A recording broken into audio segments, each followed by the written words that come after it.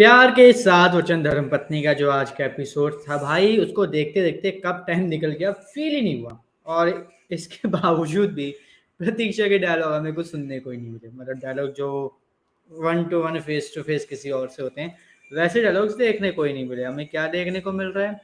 मन में वो सोच रही है मन में सोच रही है। मतलब मन में सोचने के अलावा उसके पास कुछ है ही नहीं। जब भी उसके ऊपर कैमरा आएगा वो बंदी मन में ज्यादा सोचती है, मुंह से कम बोलती है। पता नहीं कैसी लड़की है। इंट्रोवर्ट लगती है मुझे, सच बताऊं तो भाई। मन ही मन में सोचती है, मन के अलावा उसका कुछ दिमाग चलता ही नहीं कि वो मुंह से कुछ बोले, या फिर कोई प्रॉब्लम होगी जो उसका मुंह चलता नहीं होगा शायद प्रतीक्षा का, है ना। मतलब भाई लीड रोल में प्रतीक्षा है और उसके मुंह से डायलॉग्स ही निकलते। ऐसा लगता है कि उसके लिए डायलॉग्स बनाए ही नहीं गए। मतलब भाई हद कर दी। अबे भाई 102 103 एपिसोड होने वाले हैं। 102 103 एपिसोड में जितने प्रतीक्षा के मुंह से डायलॉग सुने हैं ना, उससे ज्यादा तो काव्या ने प्रतीक्षा को गालियां दे दी होगी। लेकिन भाई पता नहीं क्या मेकर्स के दिमाग में चलता है कि वो प्रतीक्षा को लेकर इतना ज्यादा सीरियस ही नहीं है। और फिर बोलेंगे शो की टीआरपी नहीं आ रही।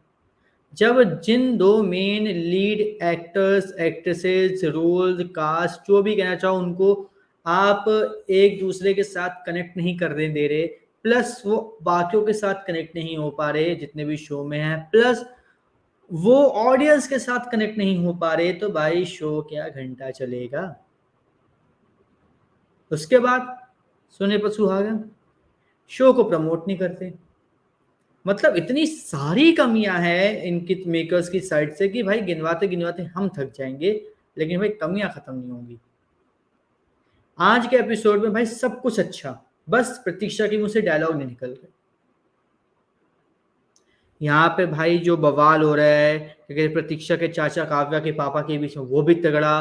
तो पुलिस वाले जिस तरीके से जवाब दे रहे हैं वो भी अलग ही लेवल का, सब कुछ बढ़िया, सब कुछ। लेकिन प्रतीक्षा के मुंह से सवाल मतलब कुछ निकलता ही नहीं। मन ही मन में सोचती रहती जब भी। अब यहाँ पे लोग बोलेंगे भाई अब वो ऐसी सिचुएशन में थी, वो मन में सोचेगी ना। जब वो ऐसी सिचुएशन में नहीं भी होती तब भी वो मन में ही सोचती है। जब महासंगम चल रहा था परिणीति और धर्म पत्नी का, वो कमरे में बैठ के मन ही मन में सोच रही थी, कुछ मुंह से बोल ही नहीं रही थी। कमरे में कौन था भाई ऐसा जिसके मतलब कान इतने तेज थे कि अगर वो प्रतीक्षा की आवाज सुन लेता तो बड़ा बवाल मच जाता? कोई नहीं था ना। तब भी वही चीज चल रही। तो ये चीजें ना कहीं बहुत ही ज्यादा बुरी तरीके से शो फ्लॉप करती है, बहुत बुरी तरीके से। और आज के एपिसोड में मुझे ये बहुत ज्यादा अच्छा लगा कि जो डायलॉग्स है ना, प्रतीक्षा के चाचा और जो क्या नाम है इसका काव्या के पापा, जो इनके डायलॉग्स जो लिखे गए ना लड़ाई के बीच जब इनके बहस बहसी होती है, इतनी ज्यादा पॉइंट टू पॉइंट इतने एक्यूरेट कि भाई कोई सोच भी नहीं सकता। मतलब सेंस ऑफ ह्यूमर बहुत ज्यादा है इसमें। प्लस इसमें एक लॉजिकल बात का जो एसेंस था ना वो भी था इंक्लूडेड। इतना ज्यादा मजा है। जैसे कल मैंने बताया था कि कीर्ति ने ये बोला था कि दुल्हन है, उसने काव्या प्रतीक्षा का नाम नहीं लिया कि जिस दुल्हन के हाथ पे हाथ होता है, उसने ये कहा था। सेम ऐसे एक और डायलॉग था जो आज क्या कहते हैं काव्या के पापा ने कहा था, और उसके जो रिप्लाई में प्रतीक्षा के चाचा ने जो कहा था वो बहुत ज्यादा सेविज था, बहुत ज्यादा। और वो मुझे एग्जैक्टली डायलॉग याद नहीं आ रहा क्या था, लेकिन वो डायलॉग भी बहुत ज्यादा मतलब सेंसिबल था। अगर उस पर फोकस करते हो, उसको अगर सुनो ना, तो समझ में आएगा भाई कितना सोच समझ के डायलॉग लिखा गया था। सीरियसली मजा आ गया। और मुझे ना एक और चीज बड़ी अच्छी लगी आज के एपिसोड में कि प्रतीक्षा को जो पहले दिखाया जाता है फ्लैशबैक के सीन्स में, उस टाइम पे जो प्रतीक्षा में देखने को मिलती है ना, वो प्रतीक्षा हमें करंट में नहीं देखने को मिलती। पता नहीं क्यों, क्योंकि हमने देखा कि एक फ्लैशबैक का सीन इसमें किंज सॉरी पारुल और प्रतीक्षा आ रहे होते हैं, और प्रतीक्षा बोलती है कि पारुल कुछ खा रही होती है, वो रुक नहीं पाती, तो इस पे पारुल छुट्टी नोचती है, उसके चिमटी काटती है।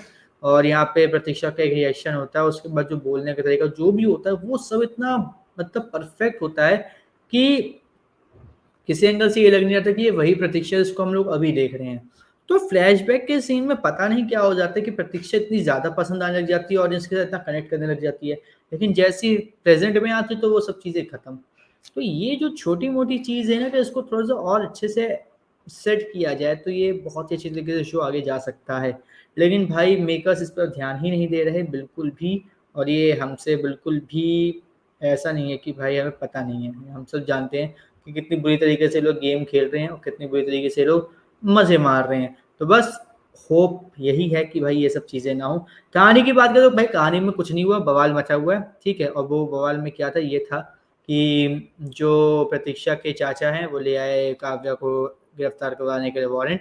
पुलिस वाले आए, काव्या को उठा के ले जा रहे हैं, फिर इसी को रोकने के चक्कर में बहसबाजी चल रही है रवि सॉरी प्रतीक्षा के चाचा के बीच में और काव्या के पापा के बीच में। बस फिर एंड में क्या होता है, वो लेके जा रहे होते तभी वो किंजल की चुटकी नोच लेती है और चुटकी नोचने के बाद क्या होता है, उसको फ्लैशबैक में याद आता है कि अरे आप कहते हैं प्रतीक्षा ने कहा था जब हम कुछ बोल नहीं पाते ऐसी सिचुएशन में तो चुटकी नोच लेंगे। फिर वो बोलती है कि नहीं इनको नहीं ले जाना है, इसकी और रवि की शादी करवा दो काव्या की, बस ये बात होती है और कुछ एपिसोड में ही था।